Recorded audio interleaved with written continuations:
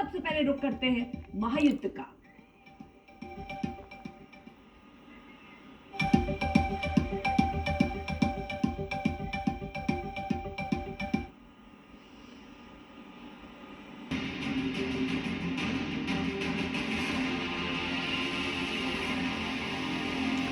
This could there is going to be a final conflict, Arpita. Okay, when these three religions are going to fight. But when that is going to be, should not be hastened, it should be delayed. Israel कभी भी Iran के हमले का बदला ले सकता है। Israel ने एक बार फिर दोहराया कि इजराइल के हमले का जवाब, ईरान के हमले का जवाब इजराइल जरूर देगा। सवाल है कि क्या इजराइल ईरान के परमाणु ठिकानों को निशाना बनाएगा? G7 देशों ने आपात बैठक में ईरान के हमले की निंदा की। इजराइल को समर्थन मिला है, लेकिन अमेरिकी राष्ट्रपति बाइडेन ने साफ किया कि ईरान के परमाणु ठिकानों पर हमले का समर्थन वो नहीं करते और इजराइल को भी कह दिया गया है कि ऐसे हमले ना करें। ईरान के परमाणु ठिकाने निशाने पर हो सकते हैं इजराइल के, और हाल में इजराइल का समर्थन करते हुए देश नजर आए हैं। लेकिन फिलहाल ये युद्ध और आगे ना बढ़े, परमाणु ठिकानों को निशाना इजराइल ना बनाए, इसके लिए भी कह दिया गया है। लेकिन इजराइल क्या करता है ये देखना होगा।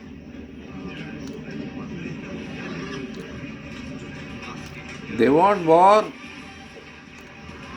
If Netanyahu wants to survive, he has to have war, Arpita. Let me play some music in the background. I'm sick and tired of watching the war news. वक्त मोर्चा खोले हुए, लेकिन ये एक या दो लोगों के साथ ही मोर्चा नहीं है। राजीव हमारे सहयोगी वॉर रूम से इस वक्त जुड़ चुके हैं और वो बताएंगे कि इजराइल कितने फ्रंट पर ये लड़ाई लड़ रहा है। राजीव। बिल्कुल अर्पिता, इसराइल अलग अलग मोर्चों पर एक तरीके से फंसा हुआ है या घिरा हुआ है, अलग अलग मोर्चों पर लड़ रहा है और एक साथ उसे कई जगहों पर जंग लड़ने पड़ रहे हैं। शुरुआत होती है हमास के साथ, गजा में हमास के साथ उसके युद्ध की शुरुआत होती है। हमास सबसे पहले इसराइल के भीतर दाखिल होकर 1200 लोगों का कत्ल करता है और वो जंग वहां से शुरू होती है। उसके बाद से साथ में रहकर उस पर हिजबुल्लाह हमला कर रहा होता है। हिजबुल्लाह लेबनान की धरती का इस्तेमाल करते हुए उस पर, यानी कि जो उत्तरी भाग है इसराइल का, उसको लगातार टारगेट करता रहा है। तो ये 7 दुश्मन है, 7 मोर्चों पर, अलग अलग मोर्चों पर इस समय जो इसराइल है वो जंग लड़ रहा है और जो अलग अलग संगठन है वो संगठन लगातार उसकी चुनौतियां बढ़ाते चले जा रहे हैं। इसके साथ साथ हूती विद्रोही लड़ सके और इसराइल को अब एक साथ रह अकेले looking gorgeous, अर्पिता लड़ना पड़ रहा है। Looking gorgeous. जिस तरह इजराइल के सामने चुनौती है, क्योंकि May your जंग beauty ये remain. उसकी सुरक्षा की है और इसीलिए I like तमाम this देश kind of उसका hairstyle. समर्थन भी कर रहे हैं कि अब This is the इजराइल जब best. ये जंग लड़ रहा है तो अपनी सुरक्षा के लिए। ये कब खत्म होगा, ये भी कई तरीके के सवाल उठते हैं, लेकिन ये भी सिर्फ इजराइल ही तय कर सकता है कि ये युद्ध कब आप खत्म तय होगा। करो। हिजबुल्लाह चीफ नसरुल्लाह के आप तय करो। इजराइल ने जमीनी मैं जंग दुआ की। करता हूँ। इजरायली सेना वैसी लेबनान होगा। 2 किलोमीटर अंदर आप बताओ, मरूमल आपको रस्ता चाहिए पहुंचे, क्या? जहां हिजबुल्लाह के लड़ाकों वो ने आपको 18 हम साल बाद इंशाल्लाह दिलाएंगे। हिजबुल्लाह का दावा है कि इजराइल को करारा जवाब दिया गया है। इजराइल के निशाने पर है। आज तक संवाददाता अशरफ वानी लेबनान के बेरूत में ग्राउंड जीरो पर मौजूद है। जिस जगह इजराइल ने हमला किया वहां से देखिए उनकी ये रिपोर्ट। पिछले शुक्रवार को हिजबुल्लाह के मुख्यालय में सबसे बड़ा अब तक का इतिहास का बम गिराया गया था यहाँ साउथ बेरूत में, और मैं वहीं पर खड़ा हूँ। आज 7 दिन के बाद किसी भी मीडिया को यहाँ पर आने की इजाज़त मिली है। आम मेरे पीछे देख सकते हैं कि क्या कितनी ताकत उस धमाके की रही होगी जिसने इस पूरे बहुमंजिल करीब 6 मंजिल की इमारत थी इसको जमीन दोज कर दिया और यहाँ पर आ गई है। तो जमीनी स्थिति क्या है वो आपने देख लिया। वॉर रूम लिए चलते हैं, ताजा अपडेट युद्ध का क्या है राजीव बताएंगे। राजीव। बिल्कुल, अपडेट यही है कि चिंता वाली स्थिति लगातार बनी हुई है, तनाव लगातार बना हुआ है। इमरजेंसी बैठक G7 देशों की हुई है जिसमें ईरान के भीतर जो परमाणु संयंत्र हैं उन पर किसी तरह का हमला ना हो, इसका समर्थन नहीं करते अमेरिका ने कह दिया है। लेकिन हिजबुल्लाह पर लगातार ताबड़तोड़ एक्शन चल रहा है। लेबनान के भीतर जमीनी जंग एक तरीके से देखने को मिल रही है। वहां पर किसी तरह की कोई रुकावट नहीं आई। भले ही ईरान के साथ तनाव अपने चरम पर है, अनेक क्षेत्रों में उलझा हुआ है इसराइल, लेकिन वो अपने ऑपरेशन को लगातार अंजाम दे रहा है। जमीनी जंग निरंतर जारी है और कई किलोमीटर भीतर जो है दाखिल हो चुका है। शुरुआत में इसराइल ने कहा था कि यह सीमित ऑपरेशन होगा, लेकिन अब कहीं से नहीं लगता कि यह सीमित ऑपरेशन होगा। जैसे शुरुआत में उसने गजा में किया था कि वो गजा में दाखिल हुआ और पूरे गजा में। बिल्कुल, तो आपने किस तरह ये पूरे अपडेट है युद्ध की वो हम तक पहुंचाई, लेकिन ग्राउंड पर स्थिति क्या है, आज तक पहुंचा है ग्राउंड पर। आपको सीधे लिए चलते हैं दक्षिण लेबनान से। हमारे सहयोगी अशरफ फानी इस वक्त जुड़े हुए हैं। अशरफ, आप तो ग्राउंड पर हैं, आप क्या देख पा रहे हैं? क्योंकि दावे दोनों तरफ से हो रहे हैं। इजराइल ये कह रहा है कि वो अंदर घुस रहा है, 2 किलोमीटर तक अंदर घुसने के भी दावे किए जा रहे हैं। वहीं हिजबुल्लाह की तरफ से भी कहा जा रहा है कि उनके सैनिकों को ढेर किया है, उन्हें पीछे खदेड़ने में कामयाब रहे हैं। ग्राउंड स्थिति क्या नजर आती है आपको?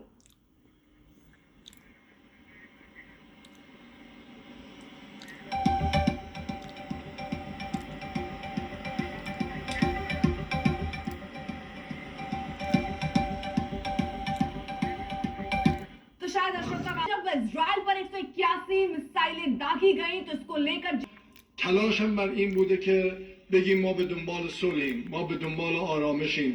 هیچ کشوری، هیچ منطقه‌ای با جنگ نمیتونه به توسعه برسه. ما به دنبال جنگ نیستیم. این اسرائیله که ما رو وادار میکنه که عکس العمل نشون بدیم و ما مجبور به پاسخ شدیم و اگر بخواهد طور دیگه ای عمل کند پاسخی محکمتر خواهیم داد و این چیزی است که جمهوری اسلامی بهش پایبند است.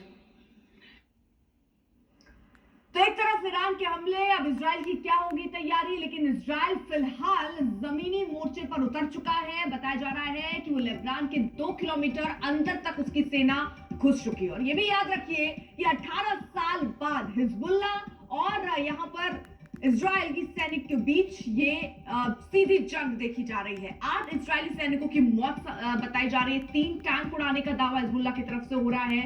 वहीं मरन अल अरस गांव में ये युद्ध चल रहा है, पीछे हटी है इजरायली सेना। हिजबुल्लाह ये क्लेम कर रहा है, हिजबुल्लाह की तरफ से दावा किया जा रहा है कि उनके टैंक हमने ध्वस्त किए, उनके सैनिकों को हमने मारा और उन्हें पीछे खदेड़ दिया है। वहीं ईरान में हमले का प्रण है, निशाने पर परमाणु ठिकाने हैं क्या? हालांकि चेता दिया गया है कि ऐसा इजराइल को नहीं करना चाहिए, अमेरिका की तरफ से भी चेता दिया गया। वहीं लेबनान में जमीनी जंग जरूर छिड़ी हुई है, जो लगातार पहले से ही चल रही थी, जिसको और आगे बढ़ाने की कोशिश इस वक्त इजराइल कर रहा है। 8 इजरायली फौजियों की मौत की खबर अभी तक आ रही है। ईरान के बाद हिजबुल्लाह का हमला है, इजराइल पर 240 मिसाइलें दागी गई हैं। तो इजराइल केवल एक फ्रंट पर नहीं, हमास, हिजबुल्लाह, यमन, इन सब मोर्चों पर वो लड़ता हुआ नजर आ रहा है। लेकिन अब जब ईरान ने उस पर अटैक करा है, मिसाइल हमले, अप्रैल के बाद ये दूसरी बार बड़ा हमला उससे देखा जा रहा है, बड़ा हमला हुआ है। अब इजराइल क्या जवाब देता है ये भी देखना होगा। लेकिन क्या परमाणु ठिकाने जो हैं ईरान के, उनको निशाने पर लेगा इजराइल? ये एक बड़ा सवाल बना हुआ है।